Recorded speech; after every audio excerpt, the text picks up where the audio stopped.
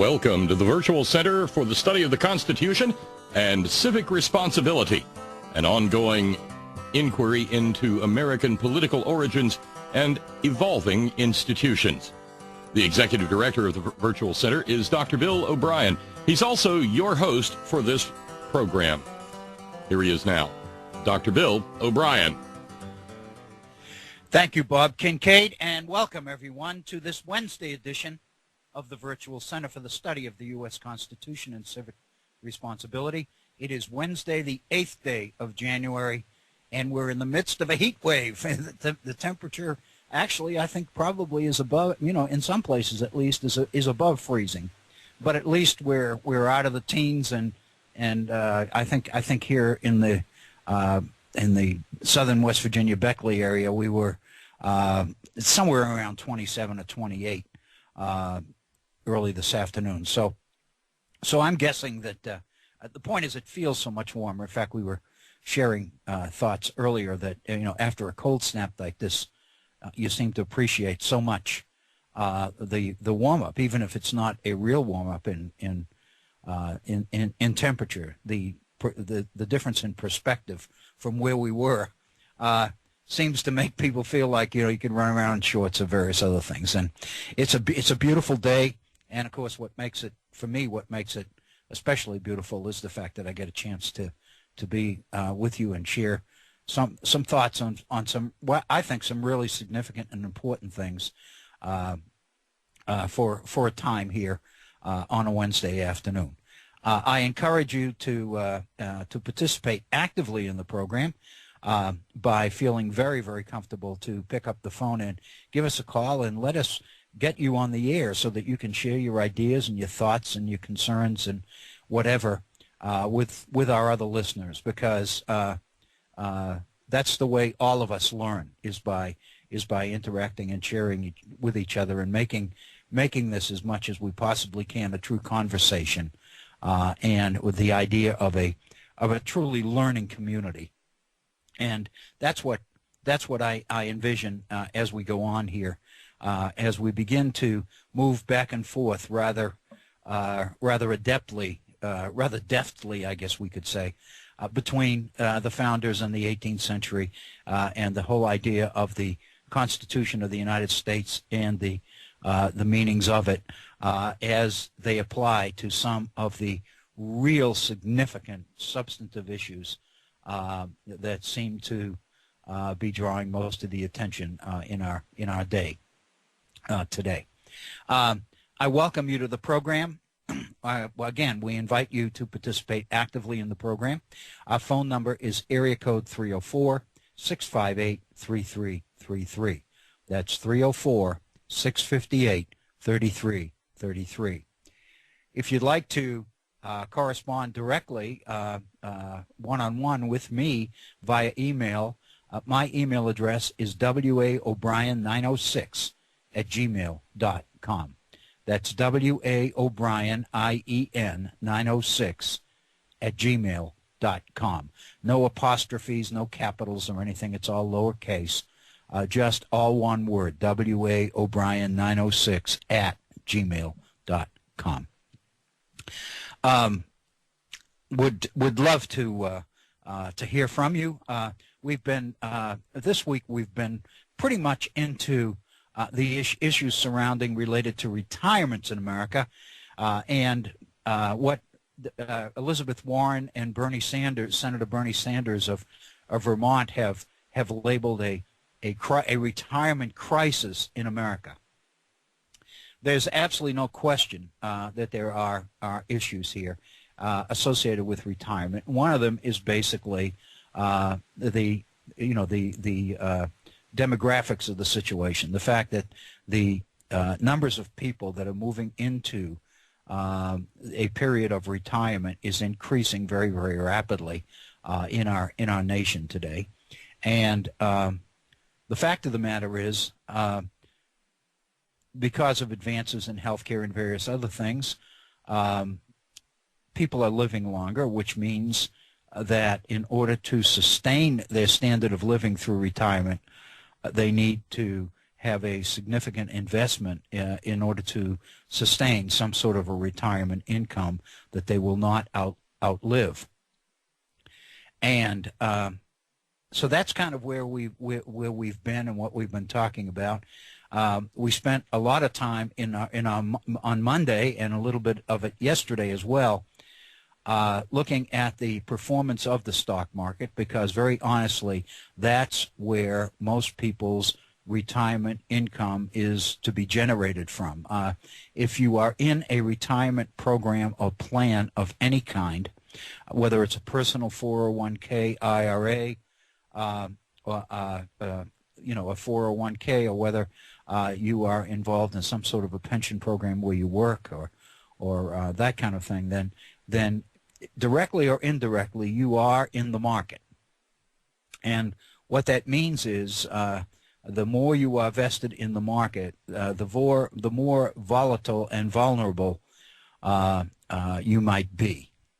And one of the things we talked about quite a bit on Monday of this week is the data that suggests that millions of Americans are woefully ignorant and unaware of the market, of how the market works, of the role, the importance of the market in their retirement plans.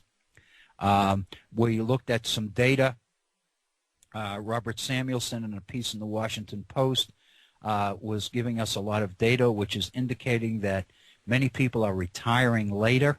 They're postponing their retirement because they're a little bit unsure, a little bit uncertain about whether in fact they have been able to accumulate enough of a retirement nest egg, as it were, to support a standard of living which is acceptable in retirement. I think the old idea that people want to maintain the same standard of living when they retire as they had when they were working, I think while that continues to be a dream for a lot of people, the reality is that I think some people are beginning to accept the reality that in fact that's a little bit over the top, that's a little bit ambitious.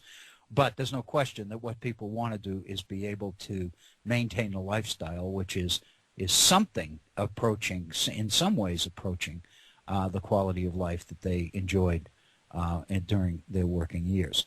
The fact of the matter is, because people are so woefully ignorant about the market and about investment and about, this is the example that people use all the time, the magic of compound interest and all these other things. People have a rather naive idea as to how much they really need to have in order to be secure. In my own personal situation, and I'll use this as an example because I don't consider myself, I'm woefully ignorant about investment and the market. I did not grow up in an environment where anyone in my family was vested in the market, was involved in the market. My dad had a pension program where he worked. He knew that when he retired, he was going to get a certain income every couple of weeks or every month. That's what we call a defined pension program. He was in one, and of course that's what he was a member of a union, and that's one of the things that the union worked toward, was improving the security and the stability of retirement planning and health care and various other things in order to make sure that these folks were taken care of when they retired. And so I had absolutely no contact at all with the market or investments or anything like that.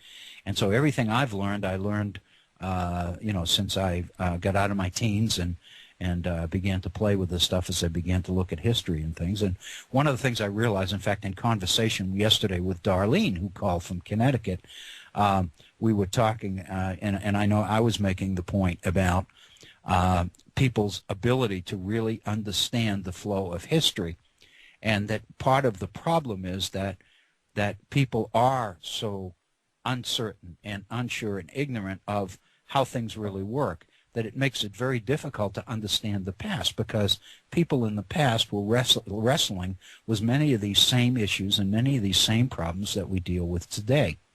And of course the idea is, in fact, when I mentioned this last night after the program to my wife, she made the comment and said, that's the value of history is we learn from the past and we understand the present from the past. What I did is I reversed it, and I said because people are so woefully ignorant about the present, that makes it impossible for them to really understand the past. And so consequently, for many people, history has remained a rather distant, boring, impersonal challenge. And part of the reason is because they've been rather reduced to the idea of memorizing names and dates and key figures and key events and all these other things for purposes of standardized tests. But in terms of an ability to really understand the way people try to organize and stabilize their own lives, and grow a lifestyle that was beneficial to themselves and their families and their children and all the rest of it, it's been woefully impossible, almost impossible for students over the years to pick up on many of these things, because there's so much about the way that things work, the way that society works, that people don't understand.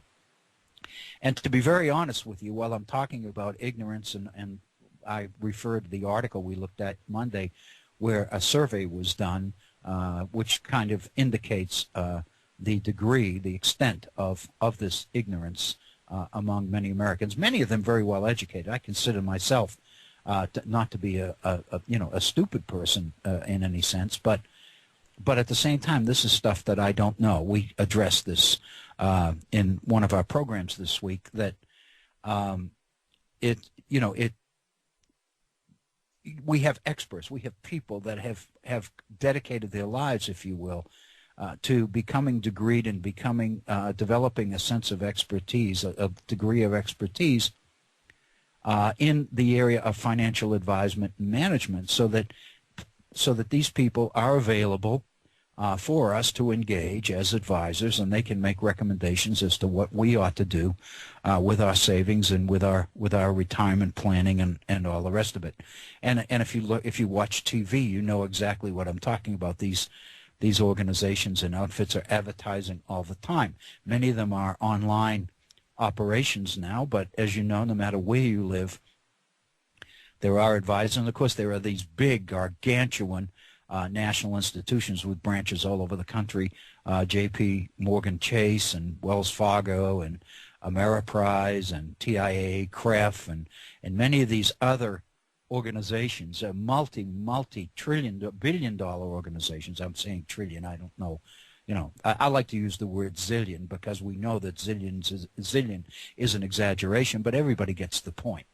So, but these huge organizations that handle tens of billions of dollars of people's retirement money and investment in their retirement, and they have branches all over the country and all of this, and it's become a growing industry, a thriving industry, the whole area of financial advising, financial investment.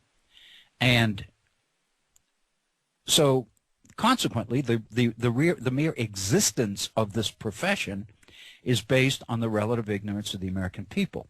And as we've talked over the last couple of days, this is exacerbated by the fact that not only are people woefully ignorant about some of the basics of investment and financial management and all the rest of it, but it's complicated by the fact that some of the investment strategies and packages that are being put together have made the process so incredibly complex and complicated that it becomes extremely difficult for many people to even understand it. Even people that know the basics, even people that would be classified as not being ignorant about investment, find it very, very difficult to understand some of the more complicated and complex investment packages and strategies that are coming up, that are being brought forward today.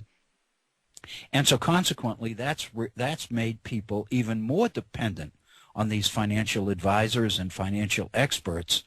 And if you go to any bookstore or go online and just look on the idea of personal management and look at the number of books and studies from people who have written how-to books on how to invest and how to get rich and how to do this and how to do that.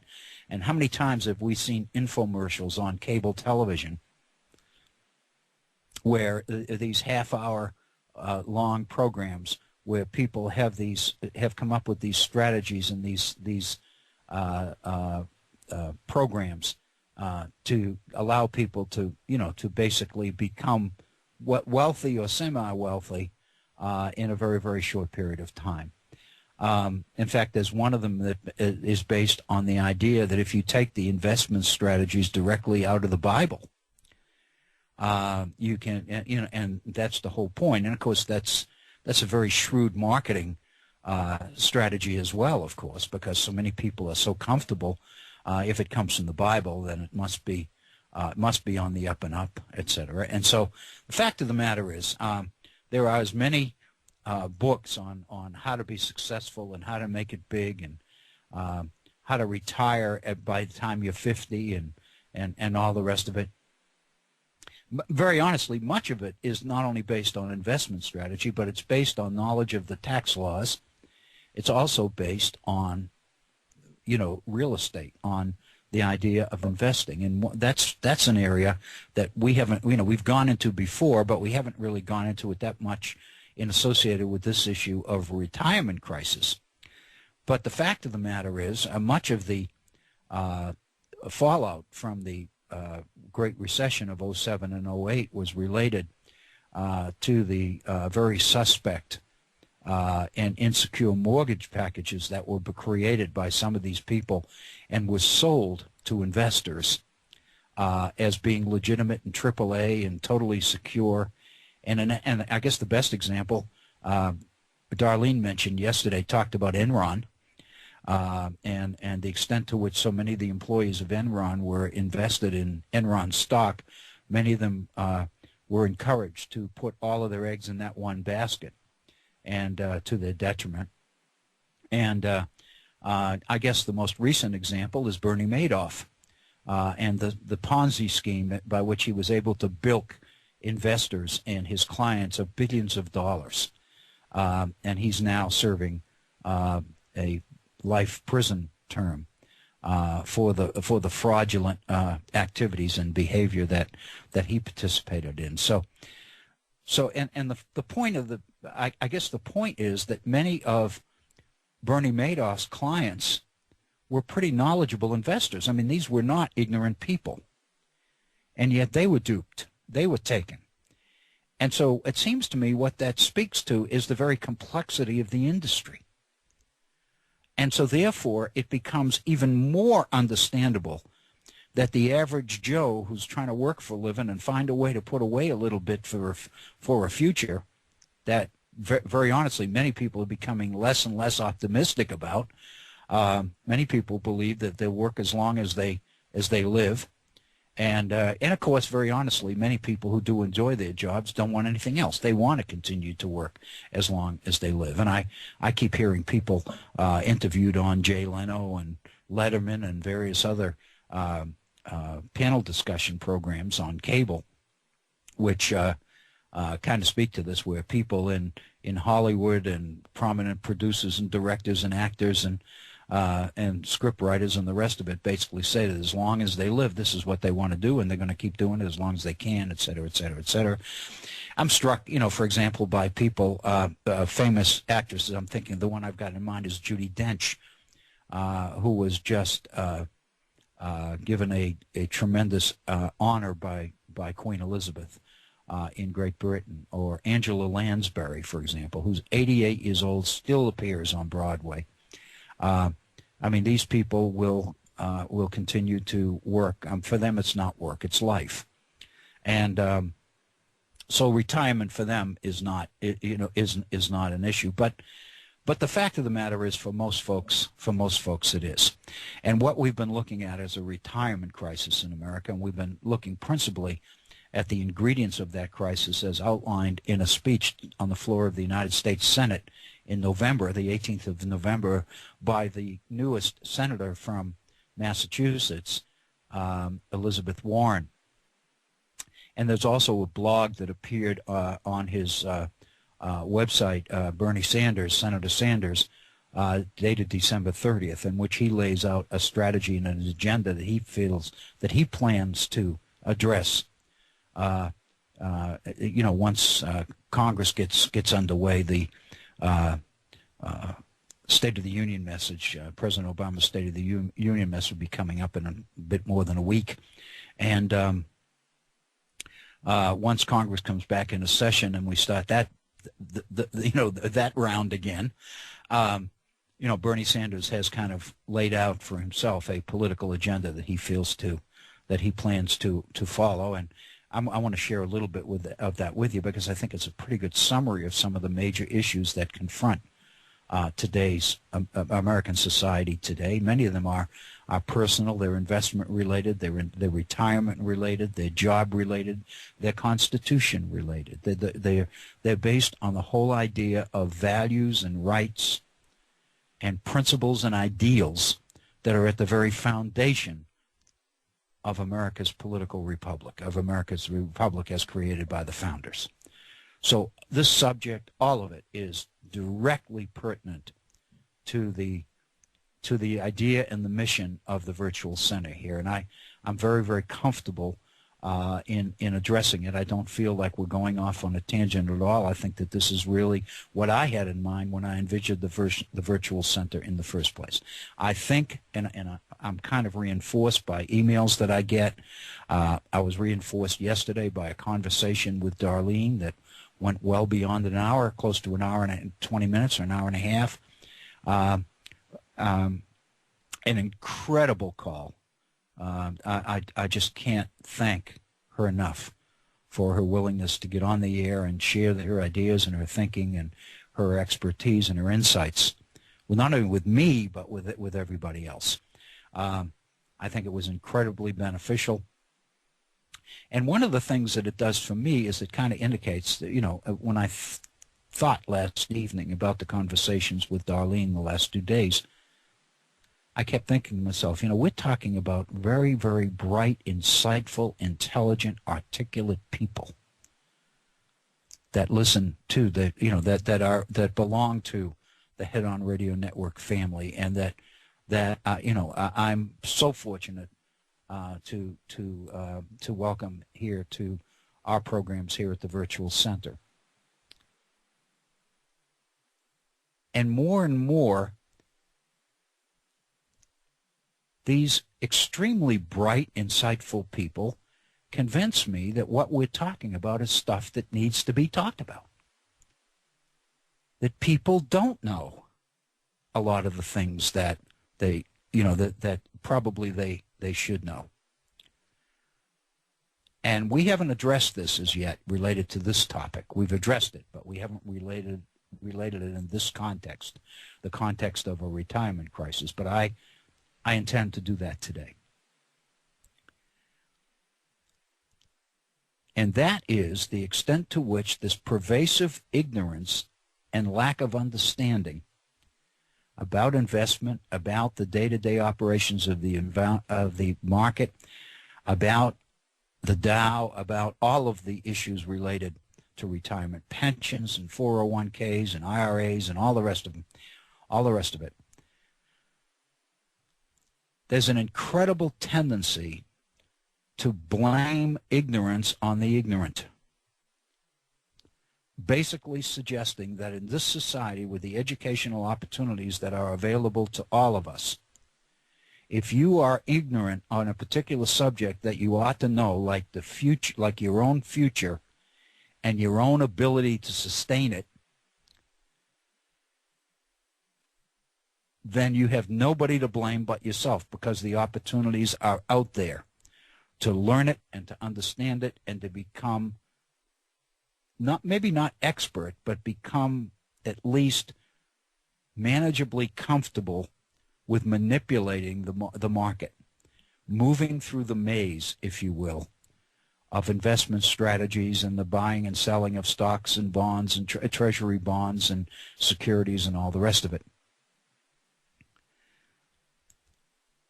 And I had recommended yesterday to Darlene a book by Woody Holton entitled Unruly Americans. And I've used quotations from that book here on the Virtual Center before.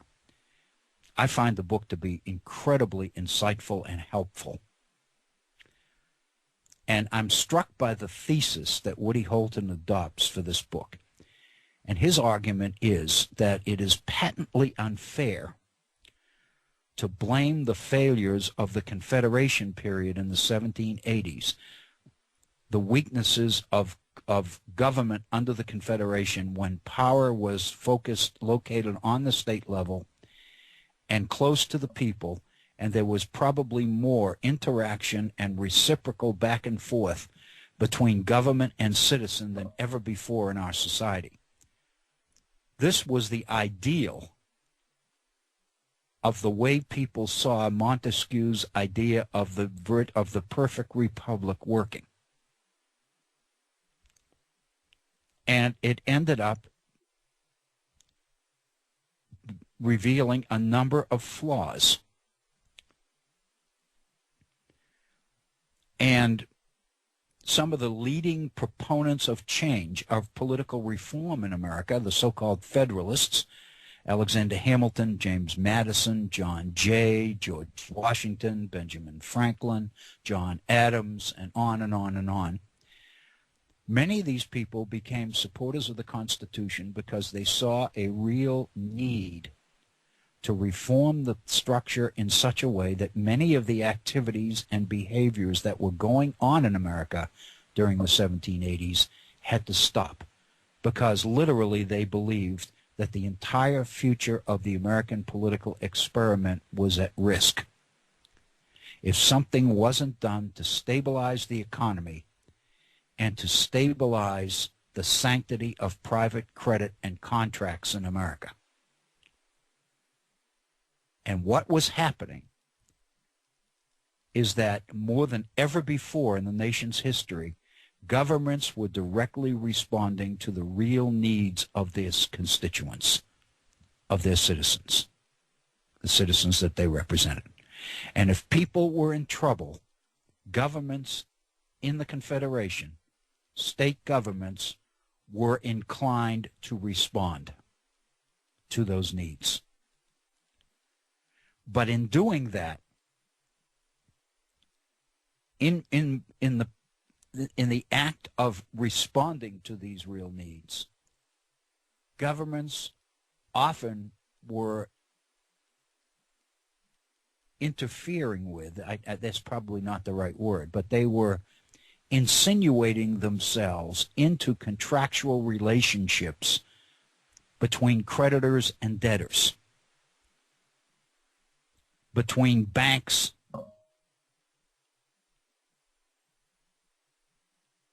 and citizens who had borrowed money from those financial institutions. And consequently, every move that government made to help out the debtor was viewed by creditors as a violation of their property rights, a violation and infringement of their freedoms and their rights to invest and have their investments protected. And the arguments were that if the nation doesn't do this, if the nation doesn't commit itself to the protection and the sanctity of private contracts,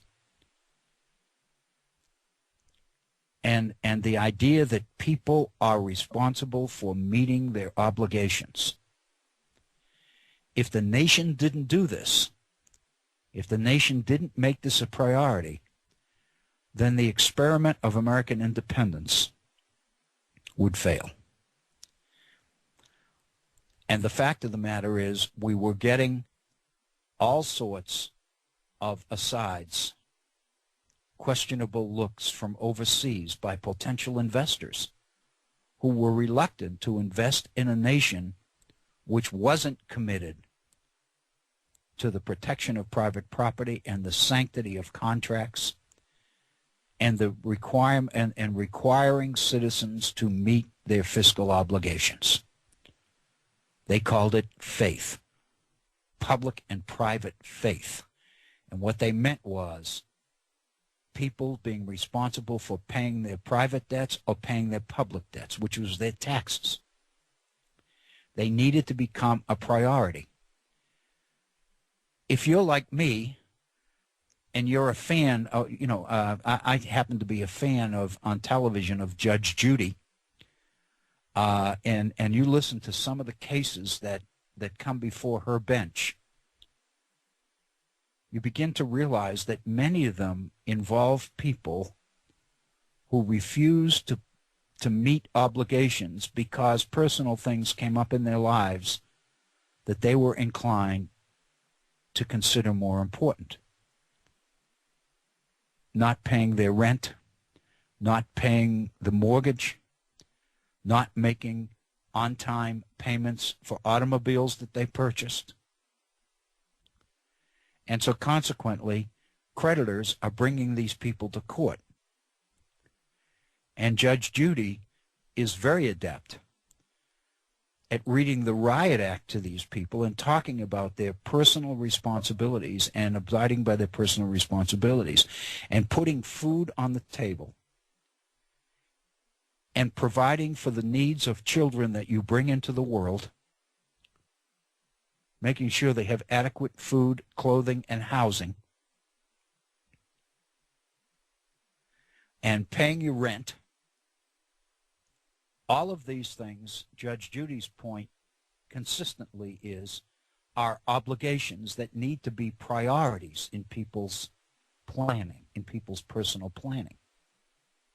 And the idea that because I lost my job or because I was only working part-time, I was reduced from full-time to part-time, therefore I couldn't pay my rent.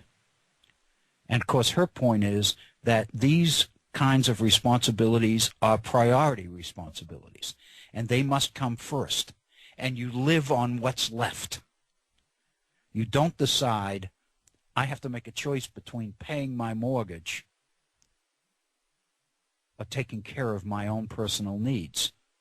And so I chose to make my own personal needs my priority.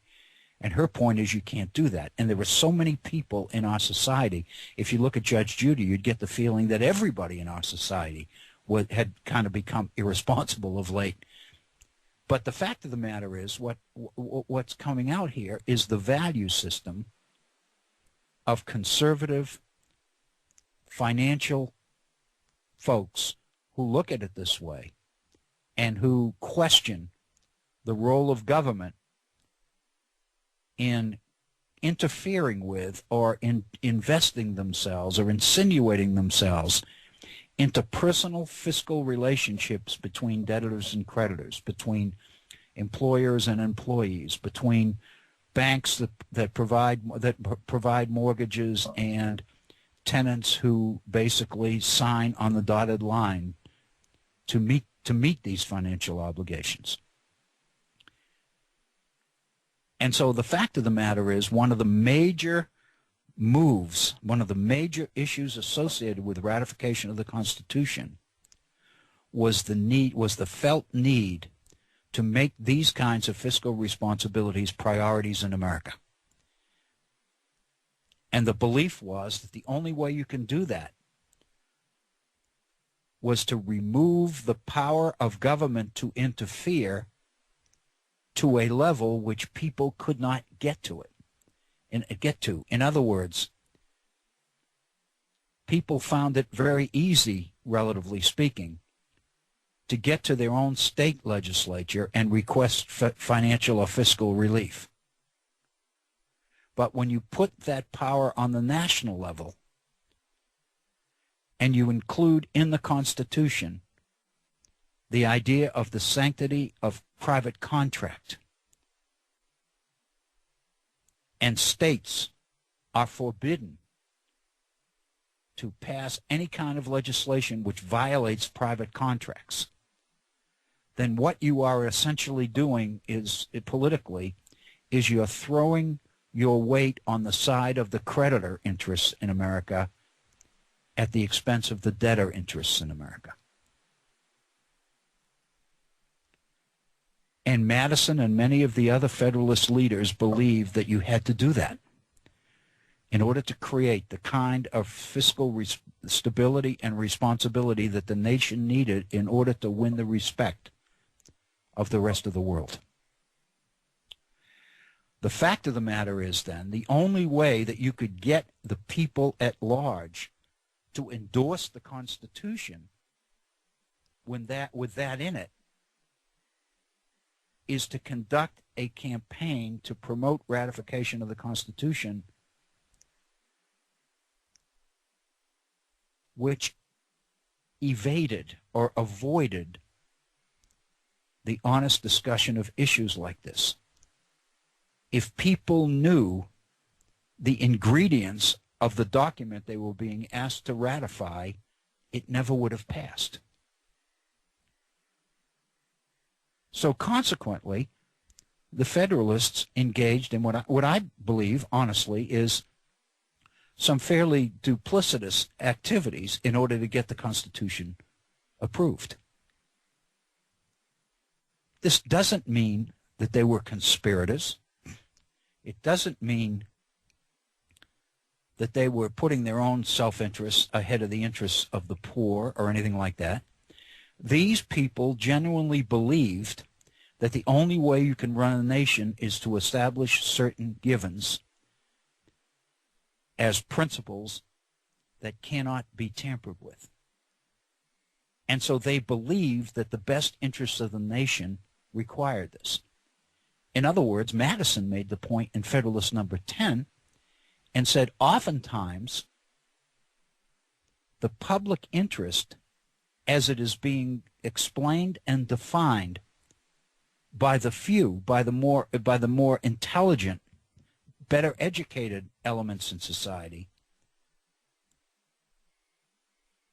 is closer to the issues of justice than the public interest as defined by the people themselves. In other words, Madison is basically saying the people that support this Constitution know that the future of the nation depends on it. And we can't let the short-term needs of people that really don't understand the full ramifications of what they're after to prevail. And, of course, Madison's sense is if people really did understand all that was involved in this, they would agree with us. What we're doing is in their own best interest. But the fact of the matter is, in this particular case, we know their best interest better than they do. So there are some real issues of ethics here. Really very, very serious issues of ethics and morality here.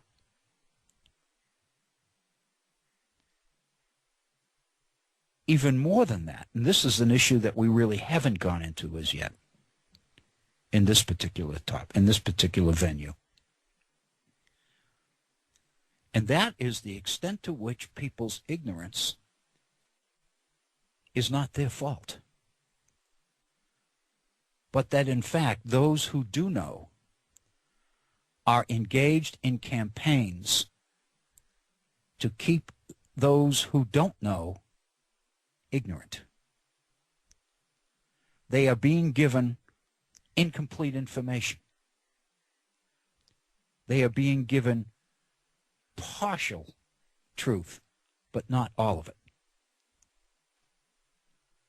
They are being given information, but that information is being spinned in ways which are designed to create a political outcome. And in order to do that, there are certain things that are never mentioned.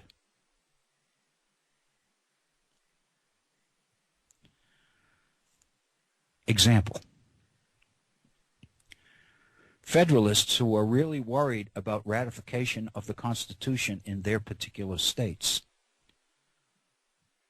are communicating via letter with leaders, Federalist leaders throughout. Madison is getting letters from every state in the nation, from Federalist leaders who are telling him, this is what's happened in our state. These are the arguments that the Anti-Federalists made. What is your recommendation as to the best responses that we can put together in order to counter these criticisms of the Constitution from the Anti-Federalists? And one of the issues that is raised in these letters to Madison is the issue of the power of the federal government under the Constitution, as opposed to the weakness of the Constitution of the central government under the Articles of Confederation. And the concern of Federalists is that when people in their states begin to realize how much power the states are giving up in this new Constitution, they become very reluctant to do it, because in their Bills of Rights, the state governments are the direct protectors of their personal liberties, personal rights.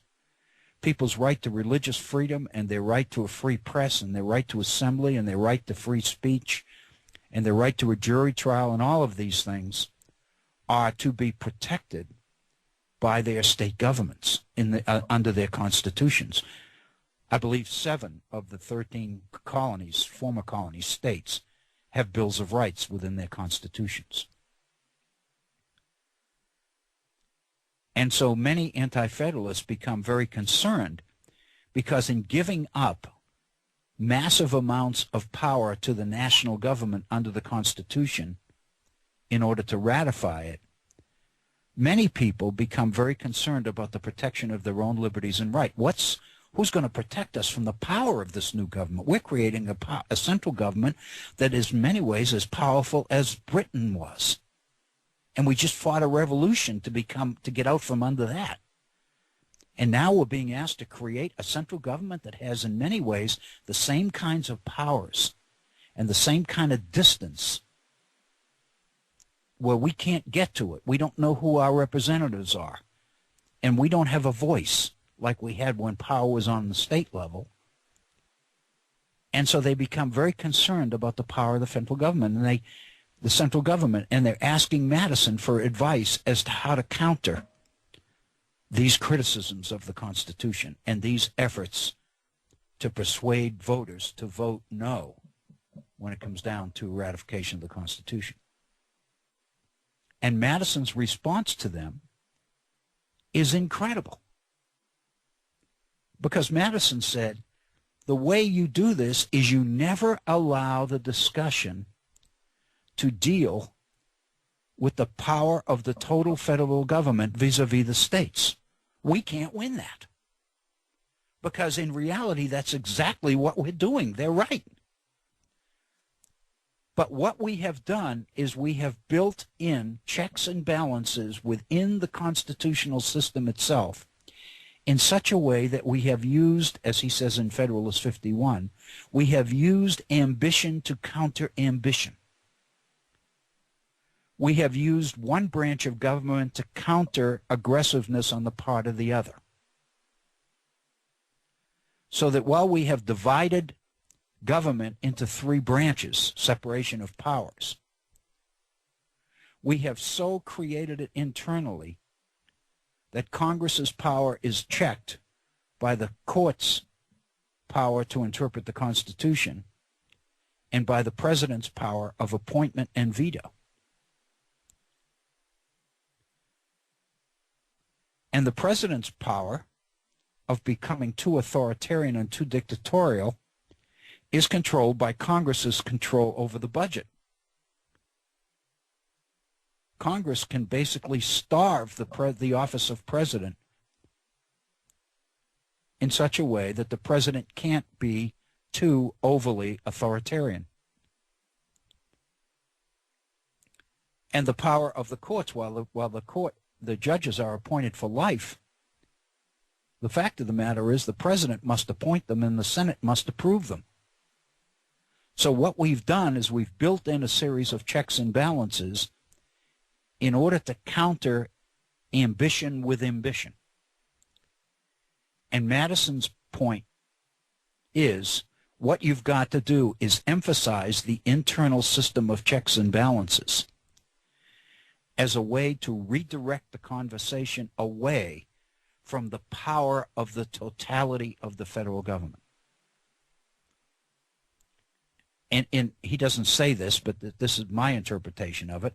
What Madison effectively is saying is, You never allow the debate to focus on the forest. You constantly redirect the discussion toward the trees within the forest. And as long as people are debating and discussing and arguing about this tree and that tree and the other tree and this bush and that bush and the other bush, then nobody has the time or the inclination to stand back and look at the totality of the whole forest. They'll never see the whole forest because of your conscious effort to constantly focus attention on the trees, on the details. And most of us know that kind of situation goes on and on and on through life. We've seen that in numerous places where people become so focused on the details that they lose sight of the big picture. And that was Madison's advice during the ratification struggle. Now, here's the dilemma. Here's the ethical dilemma, or the moral dilemma, if you will. Is the fact that Madison did that, does that mean that his morals are questionable or his ethics are questionable? Does that mean that he is manipulating the political situation for his own advantage? Or does it mean that what he is doing is whatever he feels like he needs to do in order to get the Constitution ratified? Because from his perspective, that's the most important thing. What the ends justify the means. Getting the Constitution ratified, whatever you need to do to get there, is the name of the game. And Madison is arguing, and I think genuinely believes, that there is an amendment provision within the Constitution. And once we approve it and it's underway, and once we see that certain elements don't work, we can fix them. We can pass amendments and we can change these. But the key thing is to get the Constitution approved. The biggest danger is to become so locked up and so dysfunctional on arguing about details that we can't get the package approved. And of course, we're seeing that happening in Washington now with the controversy between parties and the effort to try to paint those who would seek compromise as enemies to principle and all the rest of it, and force people to be with us because if you're not, you're against us, and to argue against the idea of moderation and middle-of-the-roaders and against compromise and against negotiation, and to look at those who would negotiate as being weak. And so, that's really the issue. So the debate, the question, and it depends on where you come down on this question as to how you look at the founders. Were they people who really did have the kind of wisdom and sense of understanding and appreciation of the past, and understanding of governments throughout history and all the rest of it, that they were the ones who were most competent to know that the most important thing for the future of the nation was to get this system adopted? And whatever you had to do it was necessary. If you believe that, if that's where you come down, then that really defines your position on a number of political issues. On the other hand, if you believe that honesty is honesty and principles is principles, and if you do things in a less than up and up and honest manner in order to get things approved, then the result becomes questionable and tainted. If you believe that, if you believe that the Constitution needs to rise and fall on its own brilliance, and that what you need is educated, knowledgeable people throughout the nation who really understand all the ins and outs of the things, and then you just go by majority rule. And if majority happens to rule against you, so be it. You go back to the drawing table and you try again. And I would suggest, that if you come down on that side, then you tend to look negatively towards the founders and see them as duplicitous and insincere and all the rest of it. So I think this is very, very common. But the point that it makes, and I think we can't forget this in our discussion about the retirement issue, it indicates that much of the ignorance of the millions of people that the research shows don't understand the retirement system, much of this ignorance is not their own fault. The people who could alleviate that ignorance don't want to.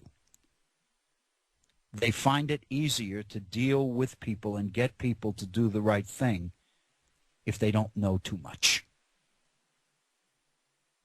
As an educator, that bothers me, because I really believe that the pursuit of knowledge and truth is really what it all ought to be about. And I believe that there's an inclination and a tendency among those who are in positions of authority and are directly involved in making some of these decisions. I think there's an inclination and a tendency to kind of reserve these places for themselves and keep others out. I have to repeat and mention again the very insightful letter of the French ambassador to the United States in the 1780s, Otto, the Comte d'Otto, in the letter to his supervisor at home in Paris, Comte de Vergennes. In that letter, Otto makes it very clear in the politics in the state of New York, in the city of New York, that the people are intentionally being kept ignorant. They are being given half-truths rather than the full truths, That certain key pieces of information are being withheld or distorted in such a way that the people don't know. And the argument is that consequently people can't understand the full ramifications and the issues at hand because they don't know the whole story. They're being asked to make decisions with only a part of the story, with only part of the information.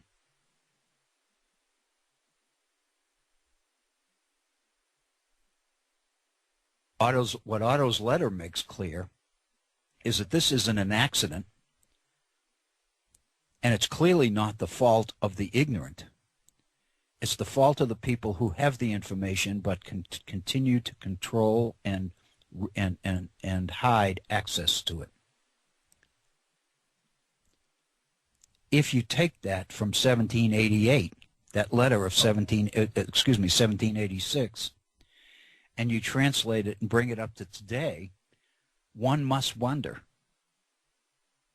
is much of the ignorance about the financial system today not the fault of the people themselves, but the fault of the financial establishment, which is doing everything that it can do in order to obfuscate the situation, make the situation much more complex and much more complicated, and thereby keep the people dumb.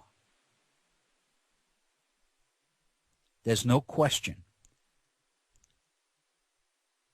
that American people, American citizens, wouldn't have bought into the housing disaster that was so prevalent in recent years, the mortgage disaster, buying more houses than they can afford unless they were being given faulty information by financial advisors that they trusted.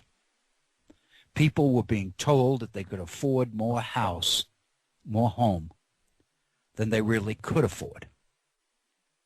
And it wasn't based on the ignorance of the advisor. It was based more on the duplicity of the advisor. And companies were providing bonuses to advisors for every contract they wrote. There was a bounty system at play. And advisors were being rewarded for the number of signed contracts they brought in, not the number of people that they genuinely helped. The goal here was to sell mortgages, not serve citizens.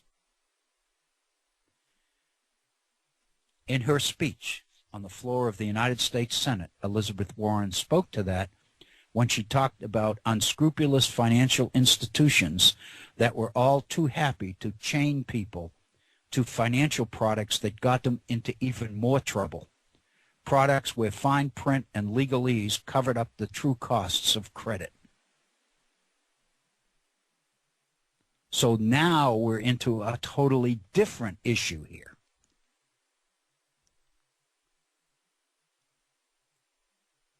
Namely, to what degree, to what extent are we as a society responsible for alleviating the ignorance of our own citizens in matters related to their own fiscal responsibility and their own retirement and their own future, their own ability literally to take care of themselves?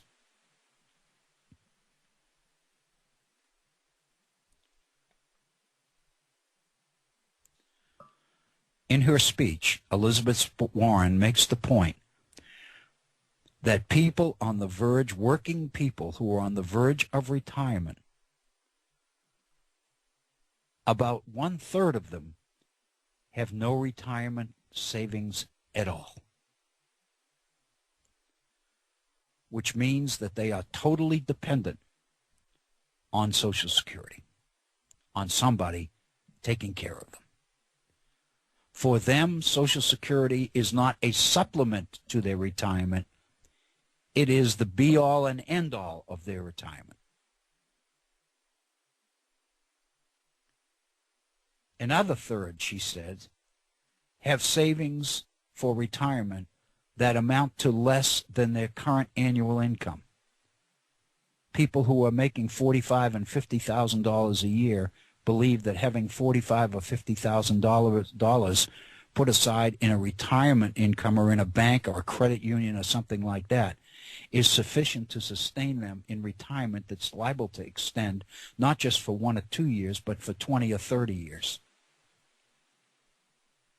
And they don't have the financial knowledge and understanding to realize that this is naive, this is impossible. So consequently, what are we going to do? That, I would suggest to you, is a crisis.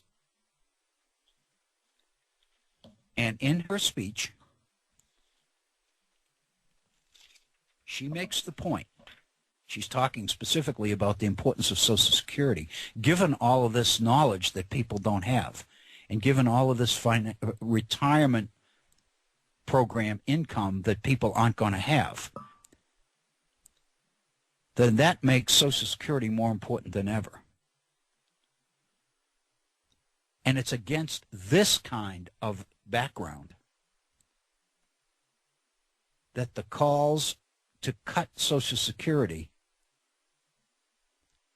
become extremely dangerous.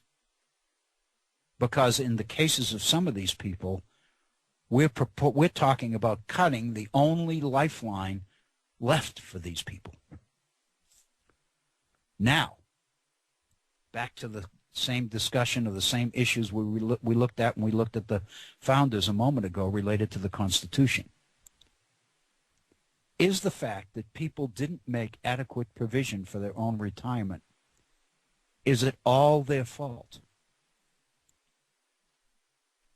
Is it the result of naivete and self-interest that people said to themselves, I'm not going to take a portion of my income and put it aside for the future. I've got it in my hands now. I want to spend it now. Nobody in this society starves. Somebody will take care of me. And there are a lot of people who are basically saying these people don't have a right to be taken care of because they didn't do what they should have done. They didn't behave in responsible ways. Therefore, they should pay the consequences. Marco Rubio, in a video that's making the rounds on the internet right now, made the point, because it was 50 years ago today that Lyndon Johnson delivered his war on poverty speech to the United States Congress. And Marco Rubio has a video out in which he says, when are we going to own up and tell the American people straight up that the war on poverty was a failure?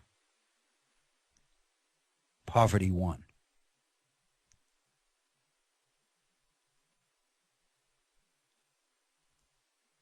He also said, and Rand Paul is saying, that to extend unemployment benefits beyond the 26 weeks that they are currently approved for is to do a disservice to the unemployed. We need to think about that very carefully. Is to do a disservice to the unemployed. Because only by cutting them off will they go about finding a job. As long as we continue to send them a check, they don't have the incentive to find work. Again, people who believe that they know what's in people's best interest better than the people themselves. Same thing that we looked at with the ratification of the Constitution.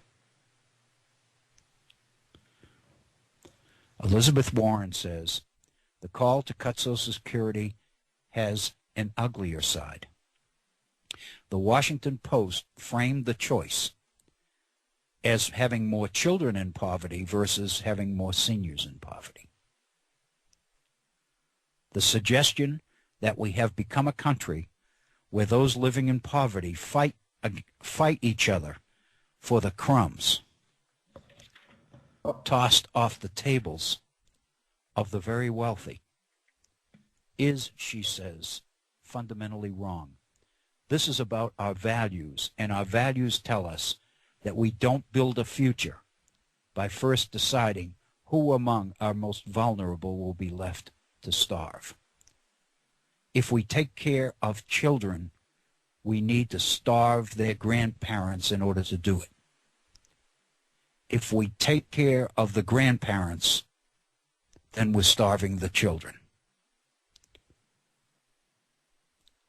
Go back to the debates going on right now in Washington over the extension of unemployment benefits. Even the people who want to vote to extend the benefits are saying that they won't vote to do that until somebody comes up with a plan to pay for it. What they are saying is that human beings are not our priority. Fiscal responsibility is. Preservation of the system is. Reduction of the deficit is. Fiscal austerity is. These are the priorities. These are the things that we have to have. And when we have them, people will find a way to take care of themselves.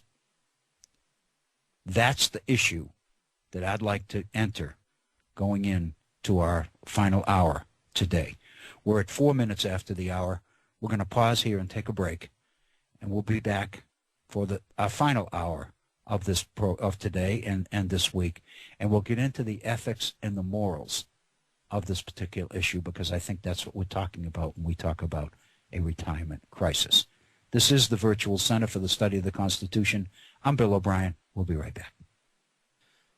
Thank you, Bob Kincaid, and welcome to our second hour here at the Virtual Center on this Wednesday, the 8th day of January, in the year 2014, and I have to keep saying that, as I'm sure you do, because I keep writing 13 on checks and various other things. And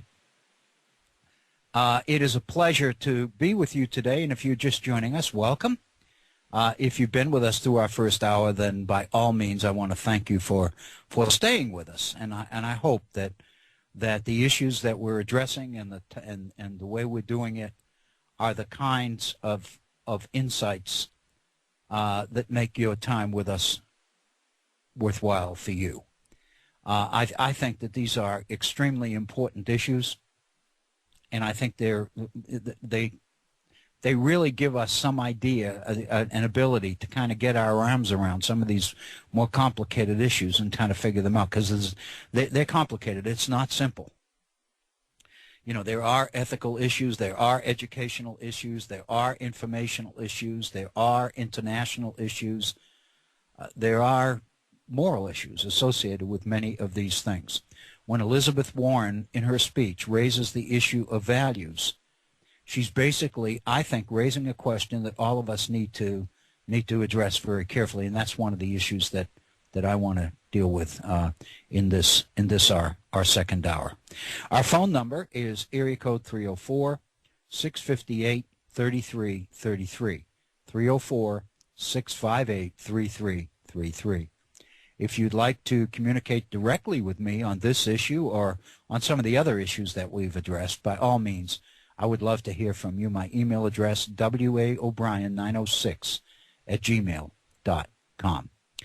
Elizabeth Warren raised the issue of values, and I think, indeed, it's a very, very important issue, this issue of values, because I think in many, many ways this is exactly what it's about. We are basically talking about differences of opinion amongst people, political leaders. Let's focus on Congress. Let's blame it on them at this point. In the dysfunction and in the splits and in the insistence that before we extend unemployment benefits, we have to find a way to pay for them. We've got to take the money from some other program in order to make it available. And what we're basically doing is, what we're saying is very, very important about our value system. Because what we're basically saying is the most important thing in our society is fiscal responsibility, is the fiscal health of the economy, is fiscal austerity, is the need to get control of our budget, of our deficit, not the needs to take care of people.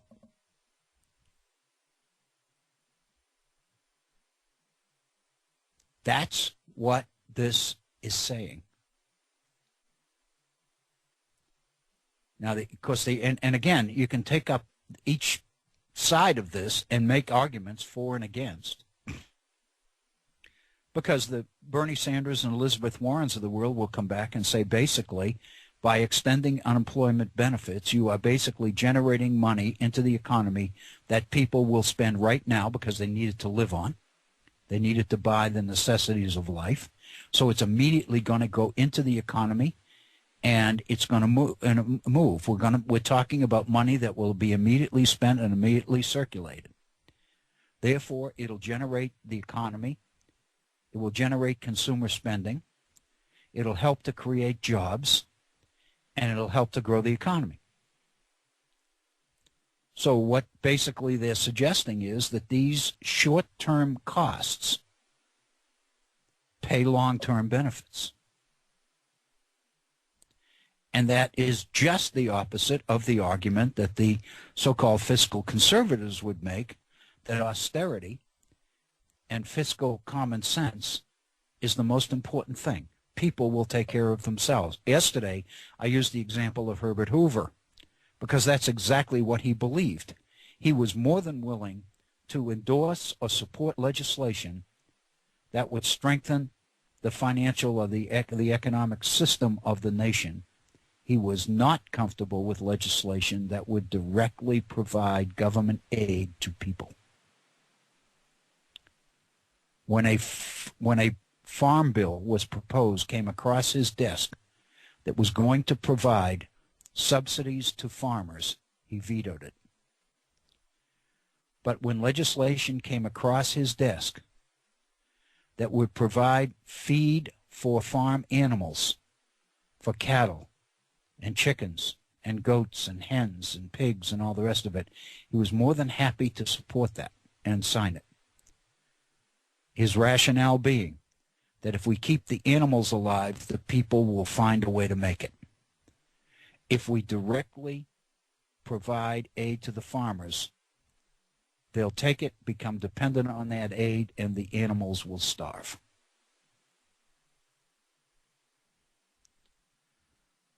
So what's happening here? What we have is an example of people who claim to know what's best for the society at large than the people themselves.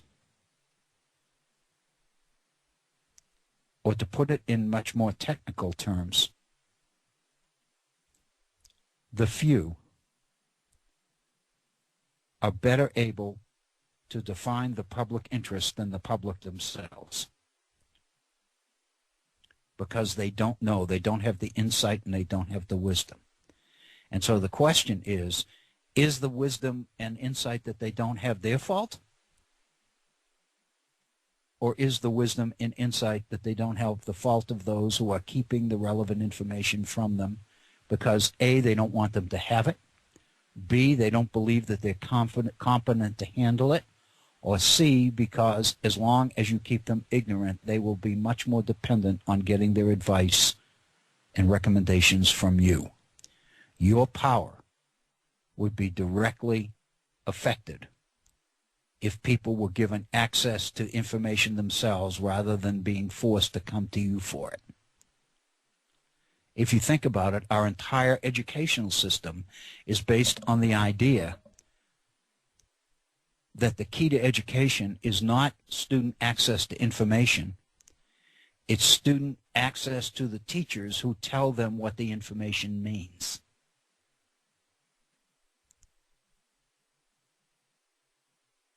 That, I would suggest to you, is what Benjamin Rush's Mode of Education Proper in a Republic said. That's what Jefferson's General Diffusion of Knowledge Bill in Virginia in 1779 said. That ultimately you get everybody in there and you use that opportunity to create the kind of morals and ethics and behavior as Thomas Jefferson said, the seeds of future order will be laid there in the first 3 years of mandatory education. So it goes all the way back to the beginning, to the founders and the beginning of the nation. The fact of the matter is, it doesn't do any good to basically criticize the founders for what they believed or what they didn't believe. The fact of the matter is they gave us a system. They gave us a heritage. And it's up to us to do with it what we believe is in the best interests of our citizens. That's what the founders believed in. That's what they most wanted to do. And that's what we need to do. So consequently, when we go back to this issue of ignorance about the economy and about retirement and all the rest of it, I mentioned yesterday, and I wanted to get into it now because we're at 18 minutes after the hour. We've got, less than 40 minutes left in our program. I wanted to share a couple of personal insights with you because these are things that I've learned in recent months as I myself have approached retirement that I wanted to share with you. And I have, as I mentioned, I have a good friend that I've been working with, and I've been talking to him, and I ran a few of these conclusions that I'm going to share with you by him. And I said, if I say this, am I right? And he said, yeah. And basically his advice to me was that I need to basically get to as many people as possible with some of this information or advice. So that's what I'm going to do. About 5 or 6 years ago, I obviously in my years in higher education, I contributed. It was mandatory that we contribute to a retirement system. And the retirement system that we were in was, you know, it was a public institution, a state institution. So as I put certain money into my retirement system, it was matched by the state. And of course, that's the retirement system that many states and many municipalities throughout the nation have been working on. This is the situation that has produced the dire situation that exists in Detroit, which is declared bankruptcy, because it basically undertook obligations to its retired employees that there's no way in the world that the city can meet. And so the courts have basically supported the legality of the city declaring bankrupting all of these obligations and violating the contractual obligations and responsibilities that the city had with its own employees, its own retirees. So the courts are basically saying that the issue of fiscal responsibility takes precedence over the sanctity of the contracts that you made. In other words, the city overpromised to its employees. Well, the fact of the matter is that's pretty pervasive around the nation, in state governments and municipal governments and county governments, everywhere. So the point is, I've been contributing to a financial retirement program, and my employer has been putting money in along with it. And because the market was pretty good in the 90s and into the early 21st century, I ended up with a retirement bottom line that was much higher than I anticipated ever in my life ever having. And I mean, it's not a large amount of money, but it's not a large amount of money when it comes to retirement, but it is to me. Maybe that's the best way to put it. Anyway, about 5 or 6 years ago, we received a notice that the retirement organization that was managing our retirement program for the state was going to send a representative to the institution where I worked, and the college that I worked, and that those of us who were considering retirement in the next few years should make it a point to schedule an appointment with an advisor who would be on campus, and that advisor would sit down and give us an hour of his time or her time, and they would talk, and we would bring in our own financial information. We would make the appointment, and they would bring all the relevant information with them, and then we could go over our own individual retirement outlook with a competent financial advisor. So I did that because I was anticipating, this was about 6 years ago, I was anticipating retirement in the next 5 to 6 years. So I made an appointment. I met with an advisor who was wonderful. I remember it very well. It was a young lady, and she was very, very knowledgeable and very competent and very helpful. And so basically her whole point was, if in 5 years, if you retire, what approximately per month will you be receiving in Social Security? And so we basically put that number down, and my income would be, X dollars, $1,500 a month, say. And she said, okay, so we know you got $1,500 a month. All right, now the question is, what kind of responsibilities do you have? How much do you owe on your house? How much do you owe on your car? How much do you pay in insurance and various other things? In other words, let's list all of your outgoing responsibilities and try to get a handle on exactly how much per month it costs you to live. And so we did that. And the difference between what I would get in Social Security and that bottom line total of expenses, that was the amount that I needed to take monthly out of my retirement system. It's pretty simple. Makes perfect sense. I'm not, even for me, it's not rocket science. I could figure this out. So we sat down, and the bottom line was that my sense is, in order to maintain a standard of living that I was comfortable with, not extravagant, but that I was comfortable with, my feeling was that I would need about $1,500 to $1,700 a month out of my retirement. added to my Social Security. That would allow me to continue to pay my mortgage and my bills and all of that, and have a little bit of money to go out to dinner occasionally and buy clothes and various other things. So I was looking at, my goal was about $1,700. So we sat down, she sat down and said, well, this projects, let's project 5 years into the future, the way you're saving now and the way the market is performing. This is the approximate amount of money that you'll be looking at when you retire in 5 years. So the question then is, in order to get an income of $1,700 a month, then what we need to do is figure out how much, what we have to do to make that a reality. So we did. And her point is that, that if we play it the way it's going now, this was, again, 6 years ago, that you will be able to have, and then she gave me a number of options. Do you want this level of income of $1,700 from your retirement system per month? Do you want this income for a limited amount? Do you want it for 10 years or 20 years, or do you want it for your entire life as long as you live? And then, of course, the other option. Do you want it for as long as you or your wife lives? In other words, if you pass, if you die, then the same income that you're getting, your wife would get as long as she lives. And I said, yeah, that's what I want. I mean, isn't that what everybody wants? I wanted to know that for as long as I live, I would count on this monthly income coming in. And also that if something happened to me, that my wife would be assured of having that same income coming in per month for her as long as she lived. So that was the plan.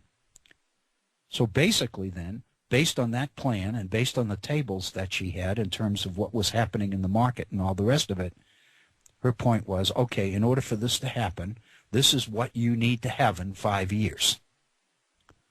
This is what you need to have in your retirement plan in 5 years in order that we can make that all happen.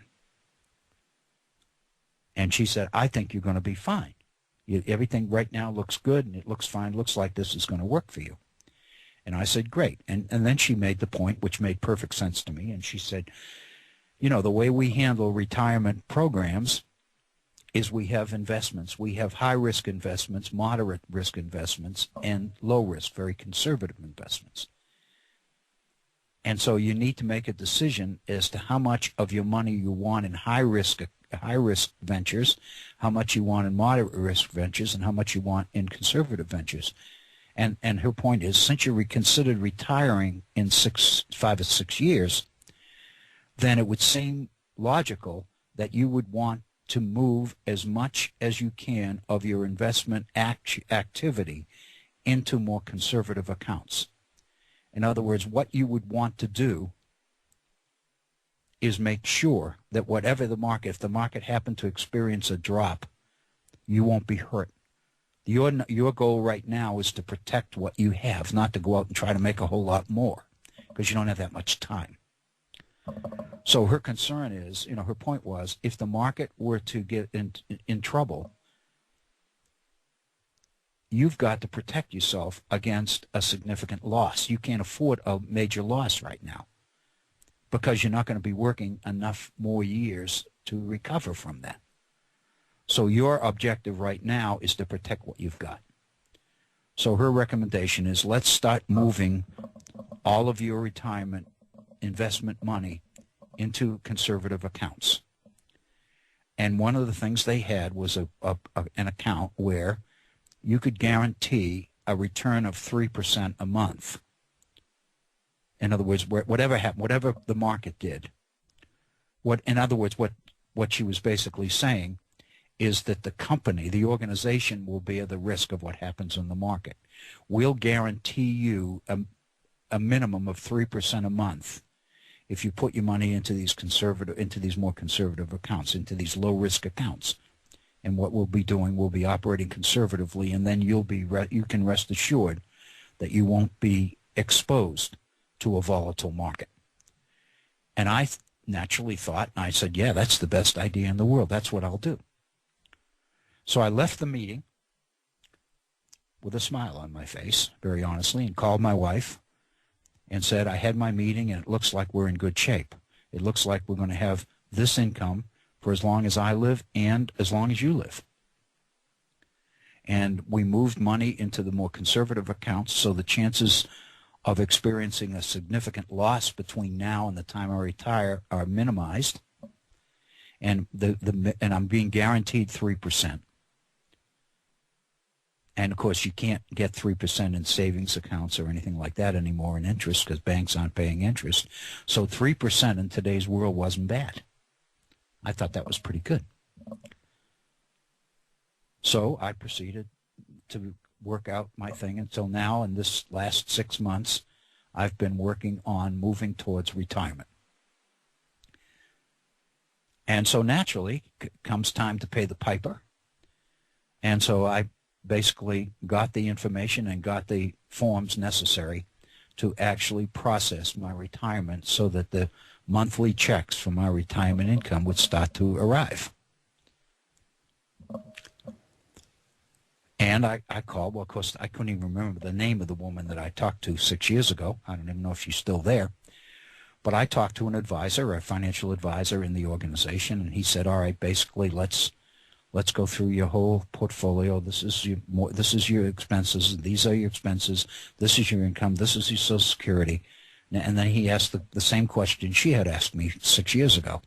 How much per month do you feel that you need from your retirement account added to your Social Security to live the kind of life that you and your wife want to live in retirement?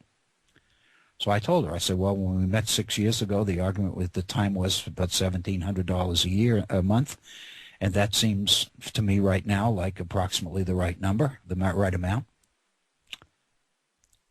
And so he said, fine, then what we need to do is we need to take from your bottom line account enough money to generate the monthly income that you want. And so he helped me fill out the papers. This was by phone, of course. And so what we did is and the technical term, which I didn't know, the technical term is we annuitized $70,000 of my account. And what that means is, by annuitizing $70,000, it would be out of that money that the monthly checks would be generated.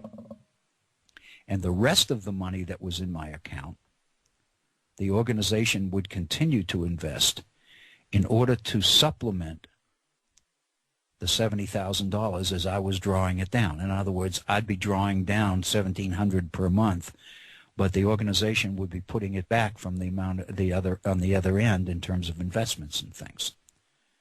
That made sense to me. I was comfortable with that. And so we went on. And, I proceeded to fill out the rest of the papers, and 2 months went by and 3 months went by, and suddenly we began to get close to the end of the year, this past year. And so I got on the phone again, and I kind of established an official date when I needed to begin to receive checks. And I called, and I got yet another person on the line. And he said, well, before we can go into that, we need to basically go back. You need to bring me up to speed on where we are. So I had to go back through all the arguments again as how much income, how much expense, et cetera, et cetera, et cetera. And then he was looking at the forms that I had filled out. And he said, well, I see that you have annuitized $70,000. And I said, that's right. That was what I was told 5 or 6 months ago. That's what I was told would be necessary in order to generate the monthly income that I need. And so he said, well, exactly how much monthly income do you need? And I said, well, the figure we've been working with, it started 6 years ago, was $1,700 a month. And there was a pause. And he said, this isn't going to work.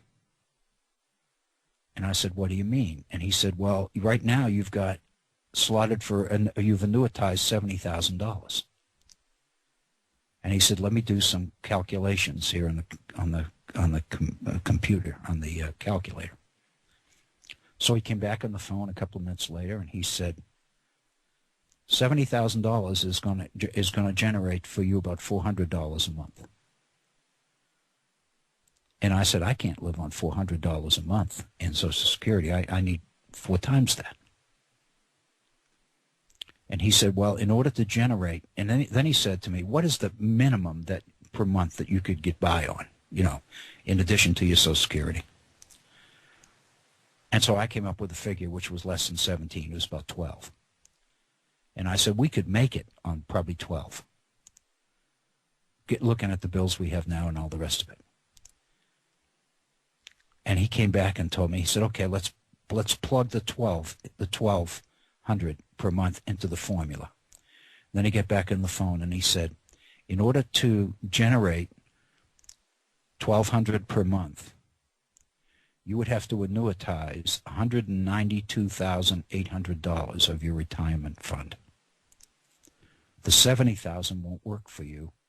You need to basically annuitize close to $200,000 in order to generate the $1,200 a month you're talking about, which is guaranteed income for you for your entire life, as well as for your wife. And so I said, well, what about 6 years ago when the woman told me that, I was looking at $1,700 a month? And she said, well, he said, well, the tables that were being used then, if you remember, interest was much higher then. And so the tables she was looking at then basically indicated that with the interest rates as they were 6 years ago, you would be able to generate $1,700 a month. But as you know, interest rates are woefully low. They're way down. And so consequently, you need to annuitize a lot more than you would have had to do then in order to generate the income you want. So I said, well, I guess whatever I need to do. So I asked him to change the $70,000 to the $192,800 that would generate the $1,200 per month that I needed. And then I said thank you. We were on the phone more than an hour, and after it was over, I spent the evening thinking about it and talking with my wife and various other things, and I became very uncomfortable about this. And I kept thinking, well, wait a minute. What exactly does it mean to annuitize? I don't really know what that means. So I started to call and ask questions about what that means. And he said, well, what you mean is when you say annuitize, we take that much money out of your account and it becomes a commodity. It becomes a package. And we sell that package to a company, and the company generates the monthly checks to you from the money that we've annuitized. So effectively what that means is once you annuitize $200,000, that means that you don't have it anymore. It's gone. And I said, well, it guarantees me $1,200 a month for my life, and it guarantees my wife $1,200 for as long as she lives. And he said, yeah. And I said, well, supposing that we do this and I annuitize $200,000 with the $1,200 per month goal in mind, and my wife and I are killed in an automobile accident this weekend. What happens to all that money? And he said, it's gone. You don't have it anymore.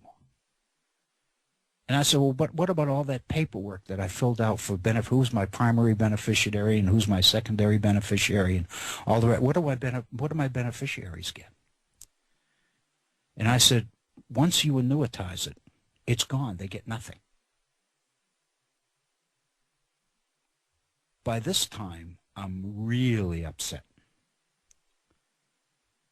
So I have a couple of friends, and one of my friends, as I mentioned yesterday, is a fiscal advisor for another company, another organization, and I began to talk to him, and he told me to bring all my numbers in, and we'd sit down over breakfast, and we'd meet, and after he got the numbers together, and we'd talk and all that. And so I did, and we talked and all that. And so I told him what I was hearing and what was the situation in this, and he said, well, that's exactly right. That's what annuitizing is. It's gone. And so I started to ask him questions. So I felt very comfortable with him. I know him. He was sitting across the table from me.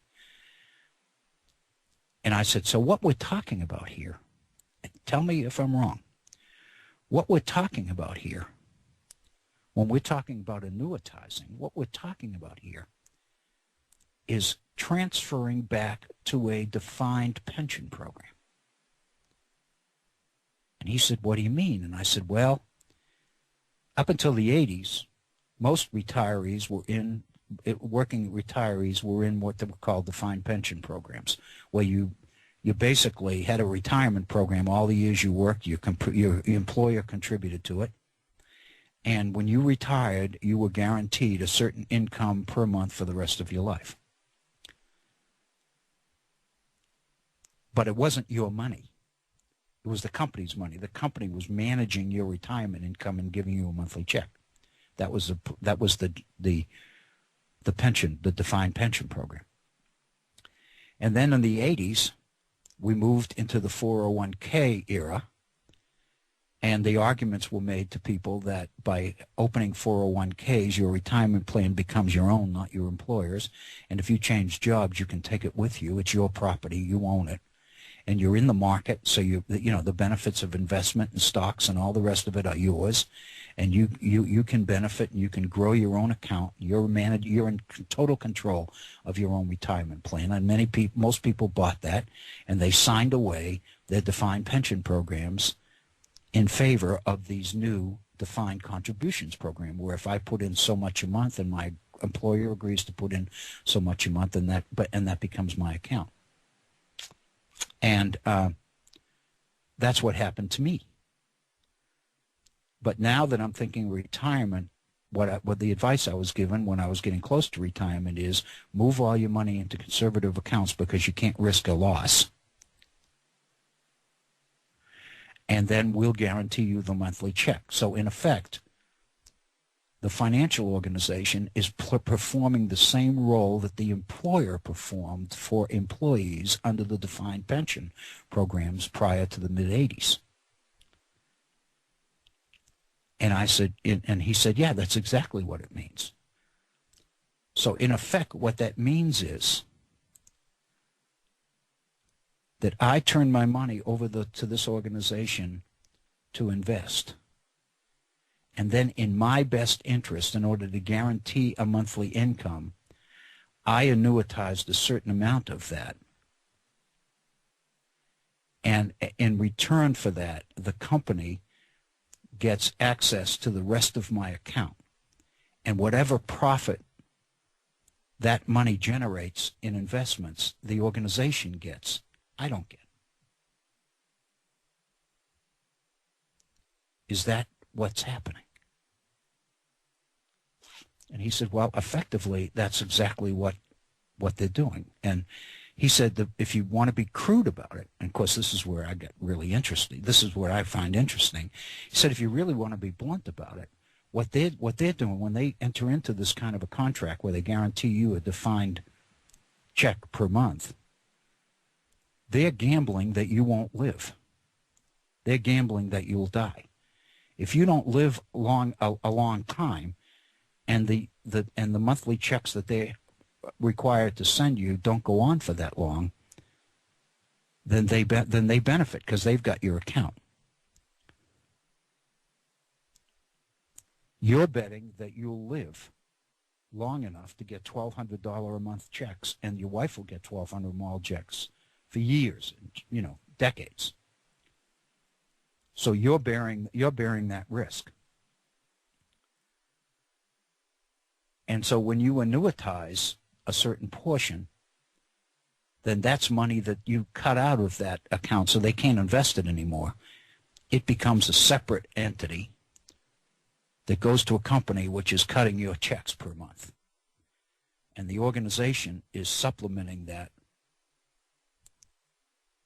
at the rate of 3% a month, which is what you agreed to, which is a guaranteed 3% a month.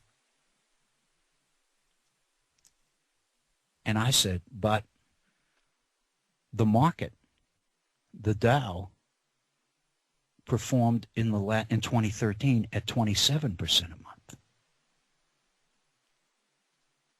But I'm not getting any of that. My money is generating a return of 27% a month, but I'm not getting it. I'm getting guaranteed 3%. And he said, yeah, that's the price you pay for the security of the check, guaranteed check every month. And so by this time I was livid. And he said, basically, you need to talk to other friends who are in the same situation you're in, because the advice, and I said, well, what was my option? And he said, what your options are is to take all your money out and become an investor, and to turn your resources over to a company like Vanguard. I'm naming them because that's the only one that I know. But I have some friends who are invested in Vanguard. And what that means is they become their own investor. And my friends tell me that, the first thing they do in the morning is they get up and they check the market and they look at the performance of stocks and bonds, and they decide it's time to unload these stocks and it's time to buy into those. And they make these kinds of transactions, and Vanguard becomes their agent, and it goes and does what you tell them to do with your money. And then if the market performs at 27%, it's your 27%. And I said, well, how do we know that? How does anybody know that? And of course, his argument is some people do, but most people don't. So consequently, what I've had to do, I'm making, we're a quarter of the hour here, and I don't mean to share all my woes with you, but the bottom line is basically what I was facing. What I ended up facing was I had to make the best of the situation that I was in. So what I had to do was find out how much of my money was not annuitized and how I get my hands on that, which I proceeded to do. But in a sense, there's nothing illegal about, and that was the point that my friend made. He said, you need to realize that none of this is illegal, but it raises serious ethical questions. It raises serious value questions. Because the implication is that this company is working for you, so that you will have a competent financial advisor to give you advice on what to do and how to do it that'll work best for you for your retirement plan. But the reality is that the person you engage is working for an organization whose priority is to secure as many annuitized accounts as possible. Because chances are this company's handling thousands, tens of thousands, I don't know, accounts. Your little account's not that much. It is to you, but to them it's not. But when you combine all of these accounts together, then by annuitizing, what they're basically doing is they're guaranteeing you a fixed income on your money, and they're taking the rest. Effectively, what they're doing is they're taking the rest to Vegas, and they're playing with it, and you're paying for it. Hey, Dr. Bill. Dr. Bill. Yes, Bob. We have a call from Jim. He'd like to have a word or two. Stand by, all right, please. Thank you, Bob. Jim, are you there? Dr. O'Brien, how are you? I am great. How are you? Oh, fairly well. This a is little older, whatever. What can I say? Happy New Year to you, sir. This is a Jim whose voice I recognize. We've talked many times. I'll tell you, we certainly have. How are you? Okay, I guess. As well as one can be. But That's great. The comment I wanted to make, back in the 80s when you were talking about when they transitioned from the traditional pension programs, Sure. the federal government led this thing. And because back in 80, I think when they started this was in 84, anybody who would come on into civil service would no longer be guaranteed the civil service retirement system. Yes. They will be put into the federal employee retirement system, handled by the National Finance Center in New Orleans. Yes. They had free funds. And I can tell you one thing right now, what you've been saying is true, because basically, for those people who had to take the FERS, or the federal employee retirement thing, that was a real jolt. And it was placing money where it should not be. Jim, what happened was that all of this money that was in traditional accounts ended up on the market. And and the Dow went crazy. The Dow jumped from 750 to 1,250. And the result was that because of the infusion of all of this retirement money, all these tens of millions of dollars that was sitting in retirement accounts, now suddenly became chips, gambling chips. Exactly, and it's the worst thing that ever happened, Dr. O'Brien. Jim, and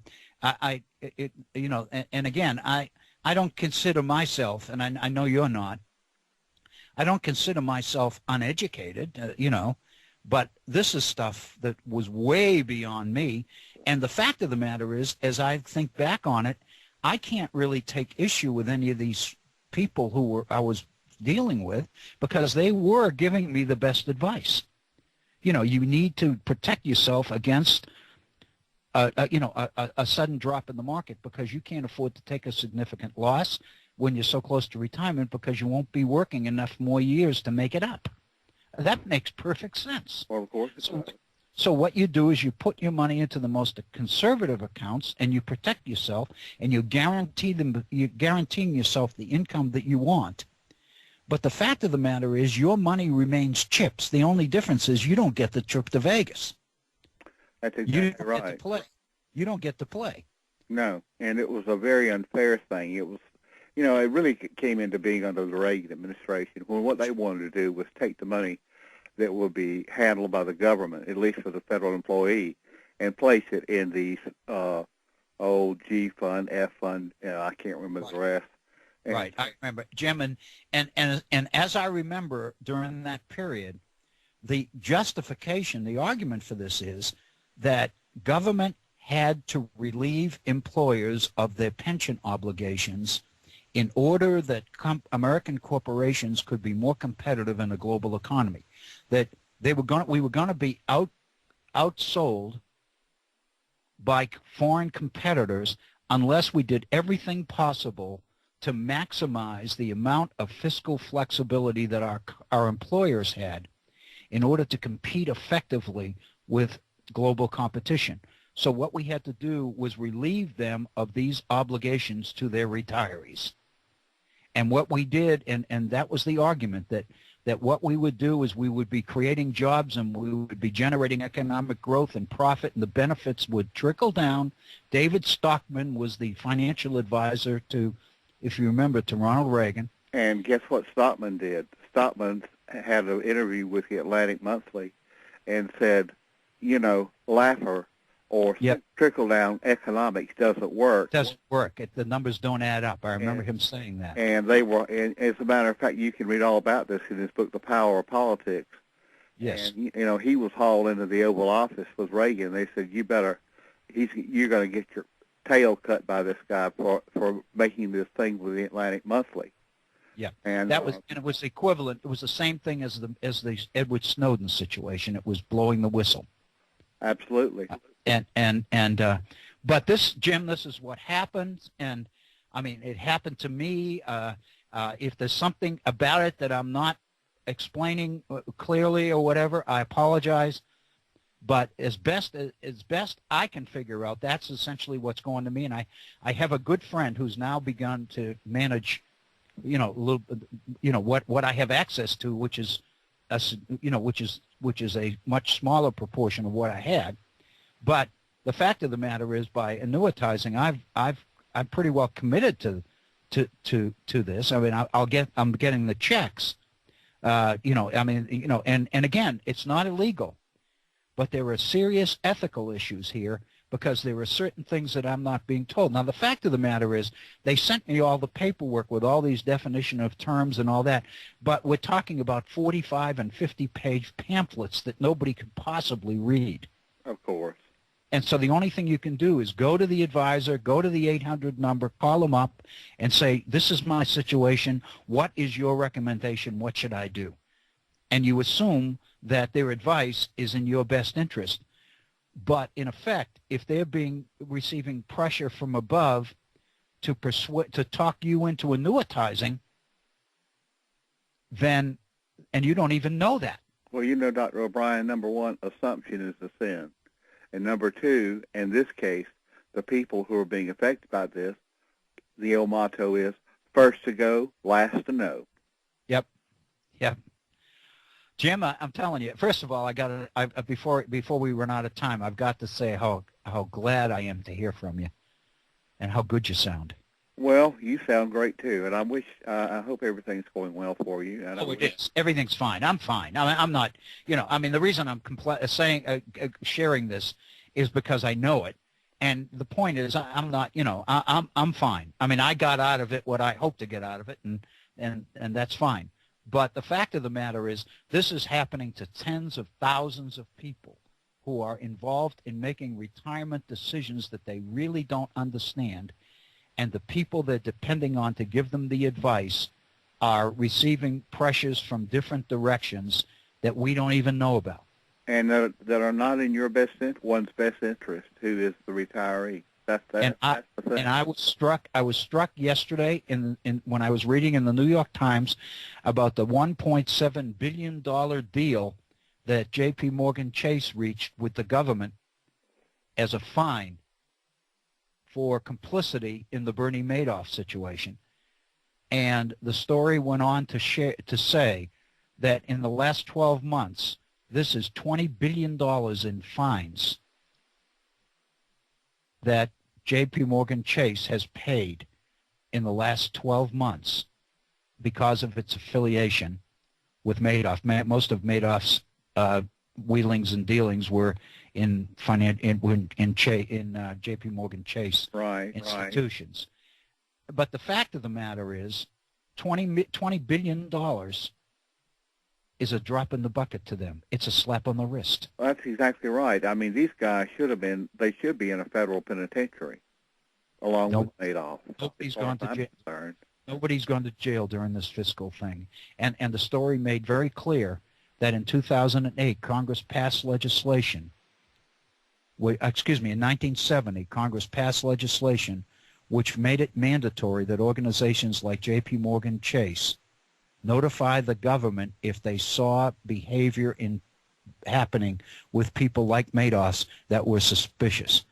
And they pointed out that on two occasions, once in 2007 and once in 2008, red flags went up and supervisors of Morgan Chase came and lowered the flags and said, don't pay any attention to this, just go on. Mm-hmm. So what they intentionally did was look the other way while Madoff was scamming people out of billions. Oh, it's just incredible what that man got away with, and it's amazing. It's amazing. But it's one other thing. In our Congress today, I really don't think our representatives and our senators have our interest at heart. And I think Washington, and I've said this on Bob's show many times, has become the forbidden city, almost like the forbidden city of China around the turn of the 19th century. And the only thing these people have at heart are, number one, filling their own rice bowls, and number two, every 2, 4, and 6 years, getting reelected and then going back to the same thing. And God only knows what kind of unholy deals that they make with their K Street people. I mean, this country is not run by Main Street. It's run by K Street and Wall Street. And, the market is very high right now, over 16,000. It sure is. But what happens, and that can't continue. I mean, there's no guarantee that that's going to continue. What's going to happen when that thing drops to 8,000? Yeah. Hate to interrupt, guys, but Jim, I know it's time. Thank you, Bob. Jim, thank you. Thank you, my friend. Bob, thank you. And I'm going to I want to thank people. and encourage you to stay tuned for Bob Kincaid on the Head On Radio Network. Have a wonderful week, and we'll get together the first of next week. Thank you for tuning in to the Virtual Center for the Study of the Constitution and Civic Responsibility. Be safe.